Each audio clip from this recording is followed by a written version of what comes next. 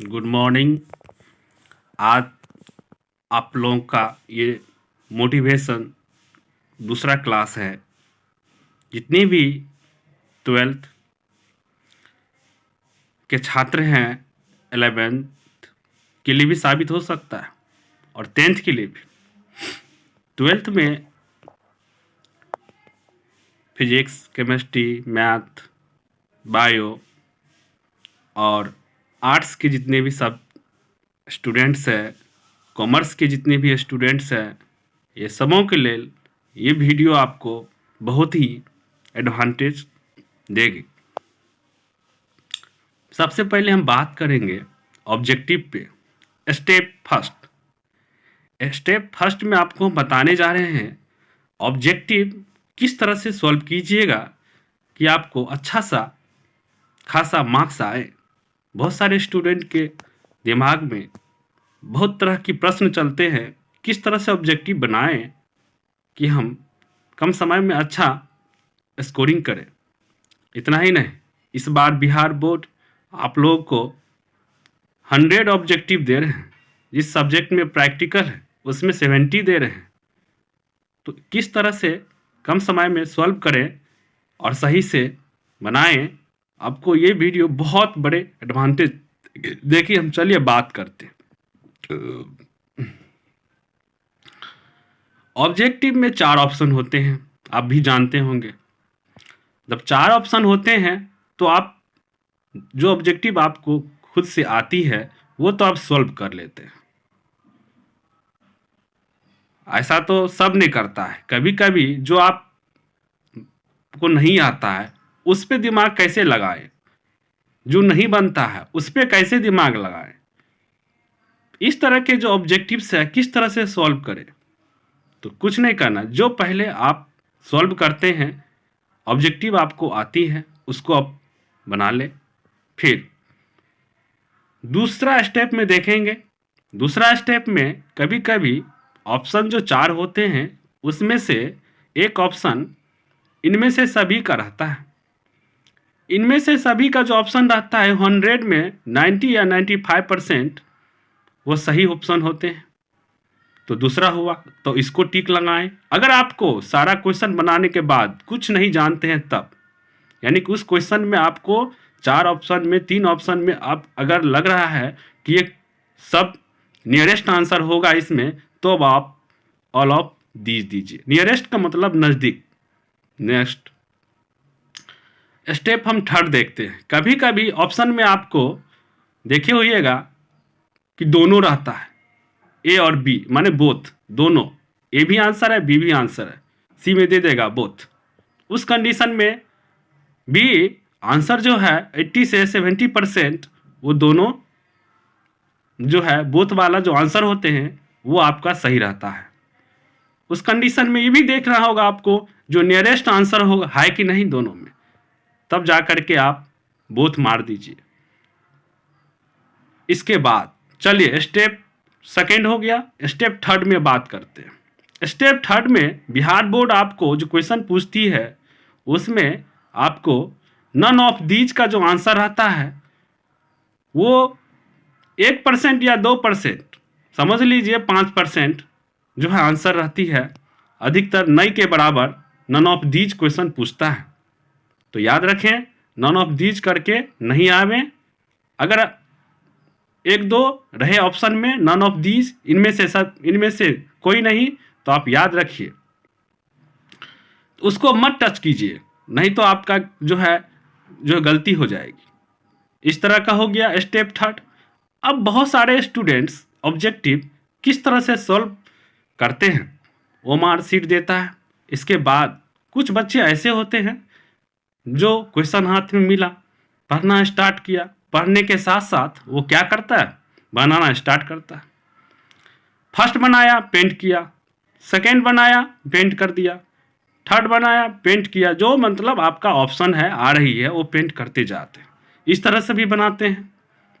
दूसरा बनाने का जो नियम है, आप जो है पहले बुक लेट जो आपको दिया गया है उस पर आप बना लें, सब क्वेश्चन को अच्छे तरह से पढ़ लें, 1 बाय 1 करके। जो आपका आता है उसमें थोड़ा सा टिक मार्क कर लीजिए, इसके साथ उसको आप पेंट करें, ये भी एक ऑप्शन है, ये भी आपको बनाने का मेथड है।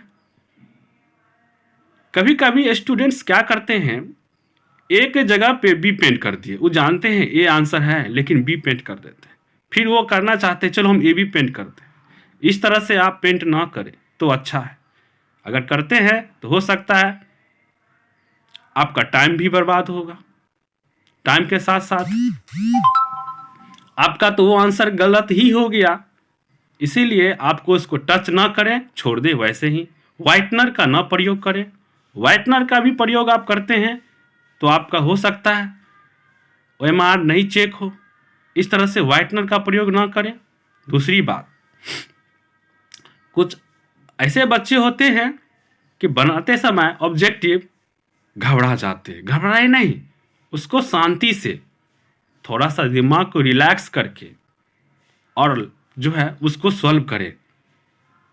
अगर नहीं भी आता है ना तो आप कुछ नहीं करना है, नियरेस्ट आंसर को ढूंढिए ना, नियरेस्ट आंसर को ढूंढिए, तब आपको पता चलेगा कि इसमें कौन सा आएगा। जैसे हम एक एग्जांपल देते हैं, आप सब जानते हैं बिहार की राजधानी पटना होती है ना, आप तो जानते हैं, मन में रखिए बिहार की राजधानी पटना। चलिए एक ऑप्शन दे दिया आपको दरभंगा, एक मधुबनी, एक समस्तीपुर, 4 गो ऑप्शन है। एक दे दिया आपको पटना। तो आप क्या कीजिए, आप ध्यान दीजिए, ए भाई दरभंगा में तो हम तो जो है कहेगा नहीं, दरभंगा तो होगा ही नहीं, इसके बाद समस्तीपुर तो होगा ही नहीं। एलिमिनेशन प्रोसेस इसी को बोलते हैं। इसके बाद कहिएगा समस्तीपुर भी, हाजीपुर भी तो नहीं होगा, जो मतलब 3 को आंसर दिए हैं उसमें से आपको एक आंसर जो है सटीक होगा। 3 ऑप्शन गलत होते हैं, एक आंसर सही होते हैं, उसको आप टिक करें। कभी कभी इस तरह के भी क्वेश्चन में डाले रहते हैं, 4 ऑप्शन दे देता है, 3 जो है ऑप्शन जो होते हैं निगेटिव होते हैं, एक आंसर पॉजिटिव होते हैं। तो पॉजिटिव वाला जो आंसर होते हैं उसको पेंट करें, वो आंसर सटीक होगा और ये 100% वही आंसर होती है। 3 जो है अलग अलग कांस जो है लिखा हुआ रहेगा, एक अलग रहेगा, 3 मिलते जुलता रहेगा, कभी कभी एक जो है अलग आंसर रहेगा, उस पर आपको ध्यान देनी है। इस तरह से आप ऑब्जेक्टिव सॉल्व करें तो आगे में आपको आने वाला जो है एक भी ऑब्जेक्टिव गलत नहीं होगी। आप ये मत सोचिए कि बिहार बोर्ड हमको इस बार जो 100 ऑब्जेक्टिव्स दिए हैं हम सब सॉल्व, अच्छी बात है, जो आपको दिया गया तो अच्छी बात है, लेकिन टाइम वही है, इतना ही टाइम में आपको सॉल्व करनी है। तो समय का भी ध्यान रखें ताकि आपको ऑब्जेक्टिव ना छूटे। अगर छोड़ देते हैं तो फिर आप जो है कहिएगा आज मेरा ऑब्जेक्टिव छूट गया। इस तरह से नहीं करें। दूसरी बात, ऑब्जेक्टिव समय बनाते समय जल्दीबाजी ना करें, उसको ध्यान से पढ़ें, ऑब्जेक्टिव करें, तब जा करके आपको अच्छा सा जो है मार्क्स आएगी। आप क्यों इतना जल्दीबाजी करते रहते हैं? जल्दीबाजी मत कीजिए, उसमें नेगेटिव मार्क्स नहीं है, नहीं आता है तो जो है आप कुछ भी पेंट कर दीजिए, हो सकता है आप जो है कि यही सही हो जाए, लेकिन क्वेश्चन छोड़ के नहीं। दूसरी बात, स्टूडेंट को दिमाग में इस तरह के क्वेश्चन आते रहते हैं कि आज मेरे छूट गया, वो तो आप नहीं बोलिएगा। नेक्स्ट 4th स्टेप बताने जा रहे हैं आपको। कभी कभी स्टूडेंट के दिमाग में इस तरह की बात आती रहती है, ऑब्जेक्टिव बनाते समय ये लोग करते क्या है, ऑब्जेक्टिव 1 से लेके 100 तक रहती है, उसमें से बच्चा कभी ज़्यादा बना देते हैं। उस कंडीशन में क्या होगा, ऑब्जेक्टिव जो अब आप उस कंडीशन में आपका 1 से लेकर के जो काउंटिंग किया जाएगा सपोज कीजिए आपको दिया गया है चूज करने के लिए, सिलेक्शन करने के लिए 50 ऑब्जेक्टिव्स, आपने बनाया 55, तो आपको कहिएगा सर कहाँ से चेक होगा मेरा ऑब्जेक्टिव? तो कुछ नहीं, आपको ज़्यादा दिमाग लगाने की जरूरत नहीं है, आपने गलती कर दिया, अब कुछ नहीं होगा, आपको 1 से लेके स्टार्ट करेगा, आपका जो सही क्वेश्चन जो था जो है वो भी गलत हो जाएगा उसमें। इसीलिए ज़्यादा क्वेश्चन न बनाएं, जितना है उतना ही बनाएं। 50 कह रही है तो 50 ही बनाएं, 51 बनाने की कोशिश मत करें। इससे ज़्यादा होती है तो आपका जो सही भी आंसर होगा वो भी गलत हो जाएगी। इसीलिए ये सबको आपको ध्यान में रखनी होगी।